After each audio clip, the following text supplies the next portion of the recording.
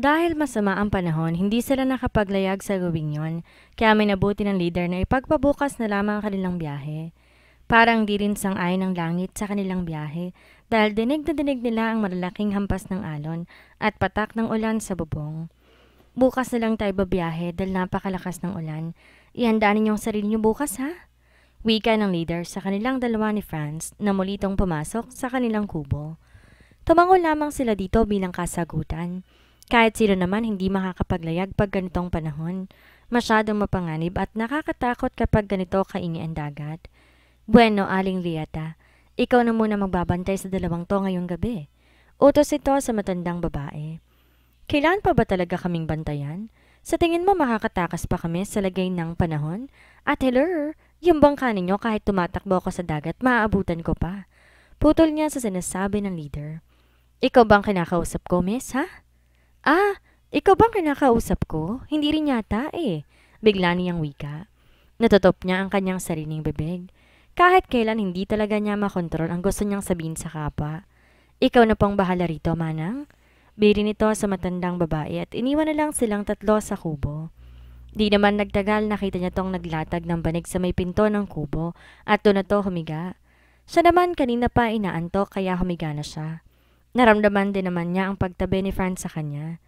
Nakahiga na sila ngayon ni Franz sa iisang kama na parehong nakatagilid ang posisyon. Naramdaman niya ang kamay nitong umakap sa kanyang bewang, ngunit bigla niyang iwinaksi iyon. It's really cold, my loves. Malambing nitong sambit sa kanya. Sa boses pa lamang nito alam na niyang hindi nito problema ang lamig. Pwede ba? Ang bigat ng braso mo, Franz, ha? Alam ko kung saan pupunta yung cold mo na yan. Banta niya sa binata. Advance siyang mag-isip kaya inunahan na niya ito. Inaantok na talaga siya ngunit panay ang galaw at yakap nito sa kanya. Pagbigyan mo na ako, my loves. Muri nitong bulong sa kanya.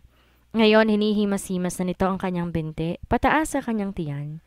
Sinabay nito ang isang braso nito sa pag-akap sa kanyang bewang, ngunit nawalan siya ng pasensya sa binata at malakas na itong tinadyakan. Nahulog naman to sa higaan at malakas na napahiyaw dahil bumagsak ang bewang nito sa sahig. Oh, dyan ka na lang tumulog sa sahig, my loves. I'm sure mag-iinit yung katawan mo. Sambit niya sa binata na hanggang ngayon nakahawak pa rin sa bewang nito. Dahan-dahan naman tong tumayo at muli umupo sa tabi niya. Malulumpo ata ako sa iyo eh, Samara. Ang lakas mong sumipa. Reklamo nito sa kanya. Pag sinabi kong behave, then behave ka lang, okay? Tsaka napakamanyakis mo ha. Nakailan ka na? Hindi ako buffet, Franz ha, para pwede mong pagfesta ng katawang lupa ko? Pagsusungit niya sa binata. Halos mahulog na ang talukap ng kanyang mga mata. Hindi pa rin siya tinatantaran ng binata. Umupo siya sa kama at tiningnan ang natutulog na lola sa tabi ng pintuan. Hinampas niya sa balikat si Franz. Baka magising si lola. Matulog ka na nga dyan. Bukas mo na lang akong kulitin at baka maka-score ka pa, okay? Nakangiti niyang sambit sa binata. Tama nga ang sinabi nun sa kanya ni Jelay na once a jeller, always a jeller. Napakahilig talaga ng mga jailer pagdating sa kamanyakan. Sinabi mo yan ha, walang bawian. Sige na my loves, good night and sweet dreams. Oo na, good night. Heist, ang hirap mong kabonding. Ano niya sa binata. Naiinis na talaga siya rito dahil dinidistorbo nito ang tulog niya. Ikaw lang atang nakidnap na nakakatulog para mahimbing. Wow, para nasa bahay lang ha. Muli na naman itong sambit sa kanya. Bigla niya tong hinampas sa bunganga para matutulog na ito. Yan ba ang good night ha? Gusto mo ba suntukin kita para hindi na magigising bukas? Kung ako mawawalan ng pasensya sa'yo, wala ka talagang score bukas. Kinuha niya ang nakatuping kumot sa ulunan nila at ibinalot ang buo niyang katawan para di na muling magsalita pa ang binata. Sorry na, eto na, humihilik na. Wika nito at umarating natutulog at humihilik pa. Dahil sa biglang tumahimik ang binata, saka rin siya nakatulog ng mahimbing. Franz Jeller. Baby, gising na. It is almost 4 in the morning. Good morning, my loves. It's time to rise and shine. Mahinang bulong niya sa dalagang nakabalot ng kumot. Madilim pa ang paligid ngunit expert siya sa pangangapa dahil mahigpit siyang yumakap sa balingkinitang katawan ng dalaga. Come on, my love. Let's do it as you promised. Huwag na tayo maghintay pa ng sinag ng araw. Baka makita tayo ni Manang. Pinupog niya ng pinong halik ang buhok ng natutulog na dalaga. Dinig niyang napapaungol ito. Dahan-dahan siyang naghubad. Inunan niya ang kanyang t-shirt at sinunod ang kanyang pantalon at underwear. Hinawakan niya ang kanyang matigas at tayong-tayong alaga.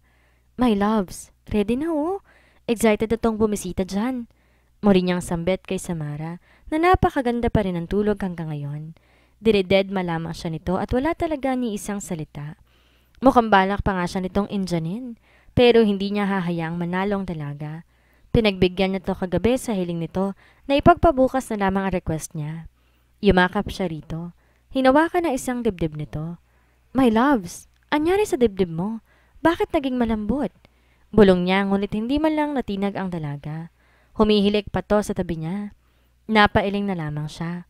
Eto siyang nakaredy na at nakahubad na ng todo, pero si Samara himbing na himbing pa rin. Di bale, I'll just wait until you wake up. Bulong niya rito at muling hinalikan ang buhok nito. Napangiwi siya dahil iba na ang amoy ng buhok ni Samara. My loves, bukas maligo ka naman. Amoy po ni Raya ka na. Aniya sa dalaga. Pero love na love pa rin kita. Hoy, ba't ang ingay mo ha? Nababaliw ka na ba? Napatayo siya sa kama nang marinig ang boses ni Samara mula sa di kalayuan. Mabilis niyang kinuha ang kanyang mga damit. Lumapit sa maliit na bintana kung saan may konting liwanag at mabilis na nagbihis. Malamig ang panahon ngunit malalaki ang kanyang pawis sa noo. Samara, buisit ka talaga. San ka ba't sino tong katabi ko? Inis niyang hiyaw sa dalaga. Kinuha niyang posporo sa mesang likawayan na tanaw niya mula sa liwanag ng bintana. Sinindihan ang maliit na gasera sa tabi nito. Nakita niyang nakahiga si Samara sa may pintuan kung saan humiga kanina ang matanda. Langya ka talaga, Samara. Ba't di mo sinabing lumipat ka dyan? Galit na galit siya sa babae dahil sa ginawa nito, ngunit pinagtatawanan lamang siya ng bruhang si Samara. Aba bakit ba? Ano bang ginawa ko? Wala naman. Wala naman pala eh. Kala ko pa naman dumede ka, tapos expired ang lumabas na gatas. Tukso pa nito. Shit, Samara. Hindi ka nakakatuwa.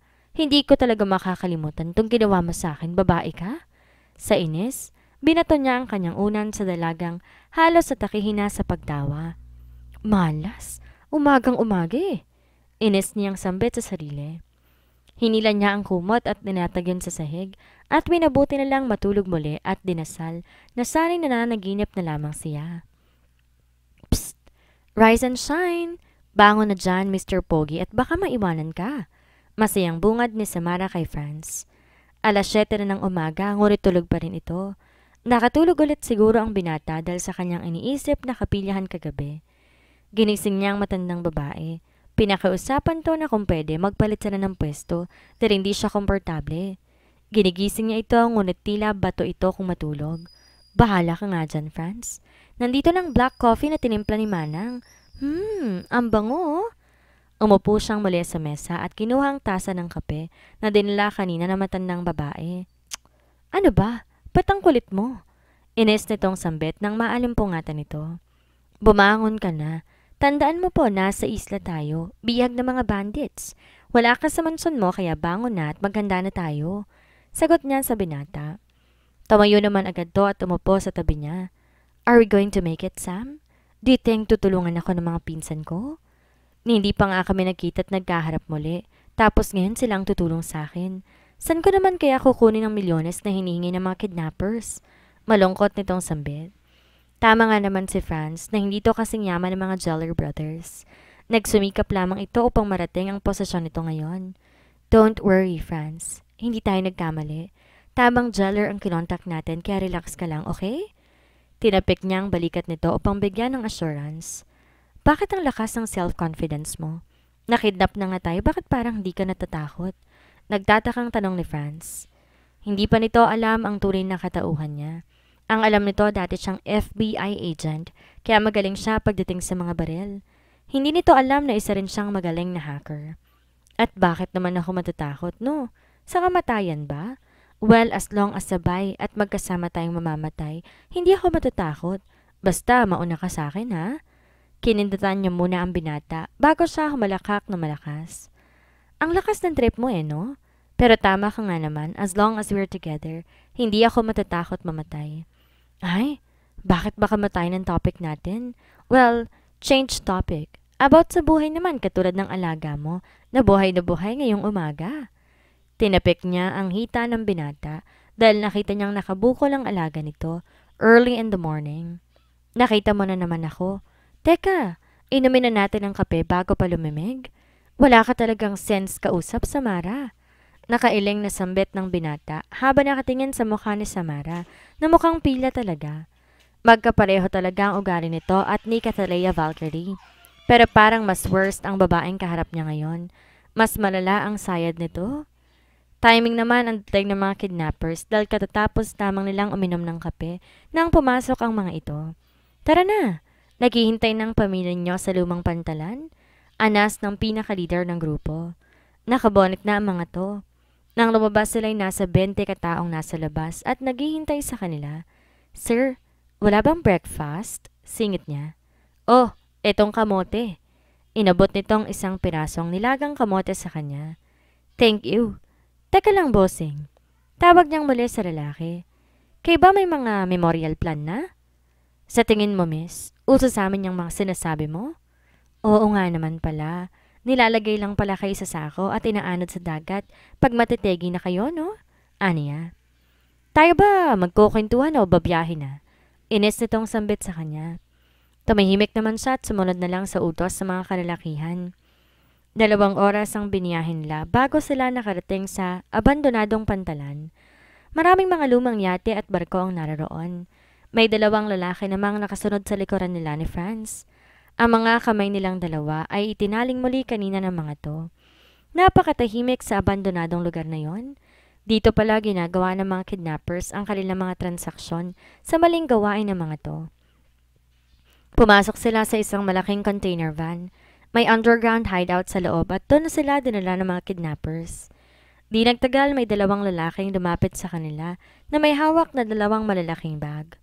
Nakayoko ang 2 pero sigurado siya na hindi yon sina Tiger at King. Naramdaman nilang nakatutok ang baril ng 2 lalaki sa likuran nila. Kompleto bang pera?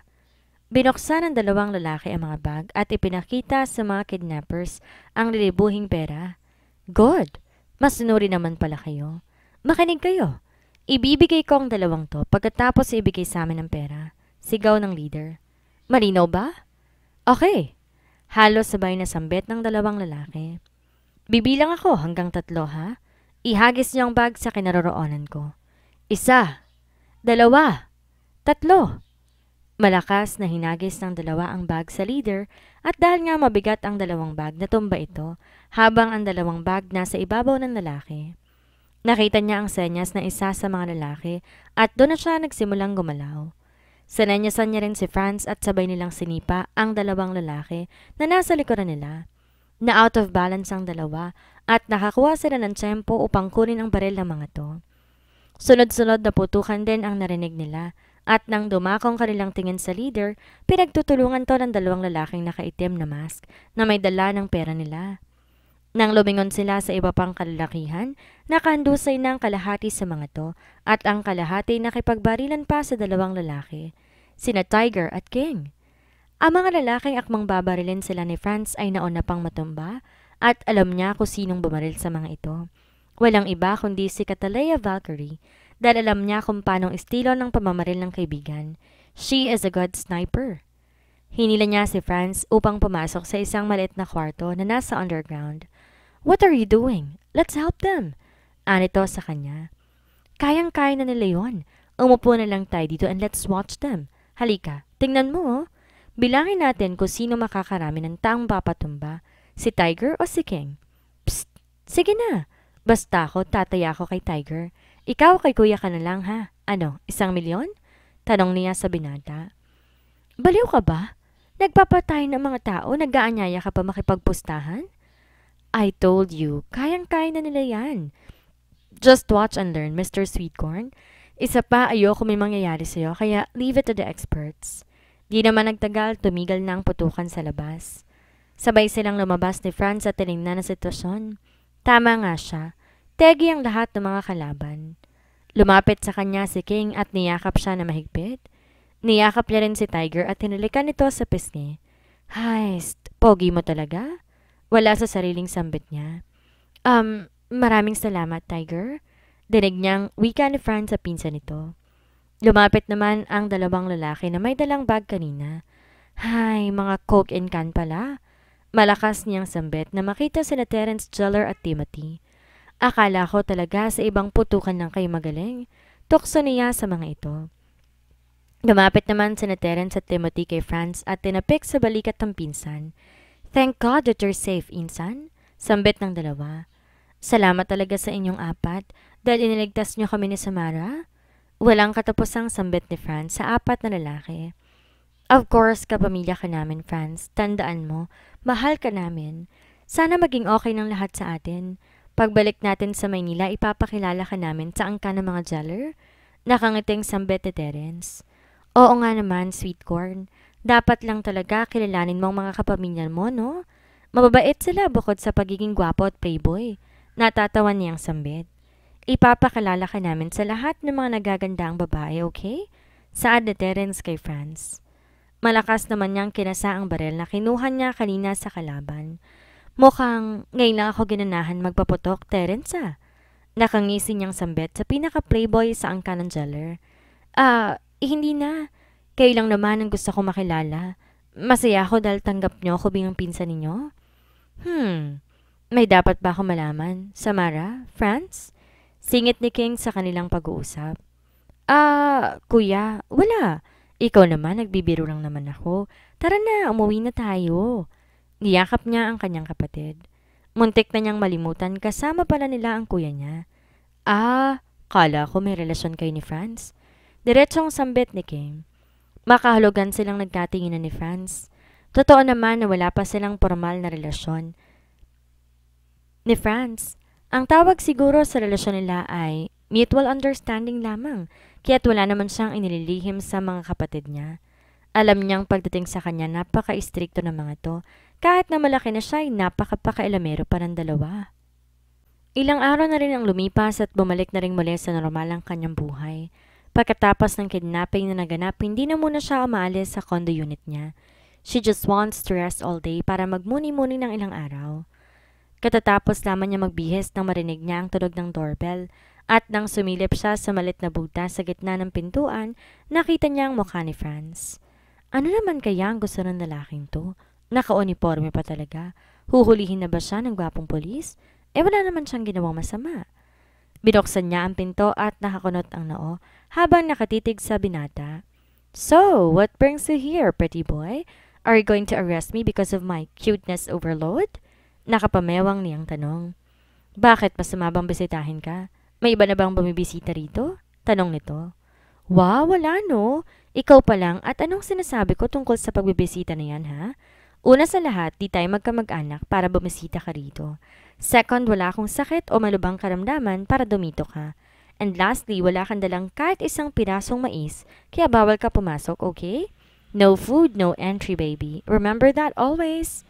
Sa panahon ngayon, iba ang dating ng mga lalaking marunong bumusog sa tiyan ng babae. Kinindatan pa niya ang binata habang nagsasalita siya. Wow ka rin, no? Napakasigurista mong tao, Samara. Pero dahil gusto at na-inlove na ako sa'yo, sa hindi ko rin mawaring dahilan, magtitiis ako. Hey guys! Ipasok niyo na ang mga dala nating offertory. Ani Franz habang sinisenyas sa mga tauhan nitong mga pulis. Naka-uniforme din ang mga to habang binubuhat ang 2 sako ng bigas, 2 plastic bag ng groceries, 1 tray ng itlog at basket ng mga gulay at mga prutas. Malakas siyang pumalakpak habang pinapasok ng mga tauhan ni Franz ang mga offertory nito sa kanya. Ay, ang bongga naman. Sana araw-araw mo akong bibisitahin, sweet corn. Nakangisi niyang sambit sa binata. Magbubukas ka ba ng grocery store? Sa dami niyan, 1 buwan ka nang hindi gugutumin. Tanong ng binata sa kanya. Ikaw naman, hindi no. Mabuti na yung ganito, at least alam kong hindi ako magugutom sa'yo. Para kasing exam mo to, Franz. Ibig sabihin isa kang butihing haligi ng tahanan in the nearest future. You passed, pero 75% pa lang ang grades mo. Kulang pa talaga. I mean, konting effort pa. Aniya habang tila nag-iisip kung pasado na nga ba ang binata. So, kailangan pala, mayaman na magiging manliligaw mo? Hanip ka talaga. Wala kang katulad sa mga ganito mong pauso. Teka, makakapasok na ba ako?